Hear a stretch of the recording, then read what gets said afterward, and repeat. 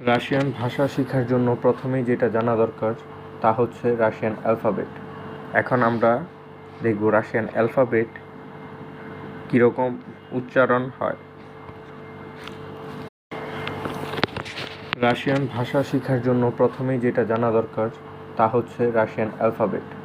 এখন আমরা দেখব রাশিয়ান অ্যালফাবেট কীরকম উচ্চারণ হয়।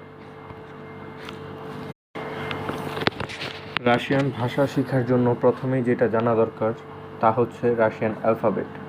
এখন আমরা দেখব রাশিয়ান অ্যালফাবেট কীরকম উচ্চারণ হয়। রাশিয়ান ভাষা শেখার জন্য প্রথমেই যেটা জানা দরকার তা হচ্ছে রাশিয়ান অ্যালফাবেট।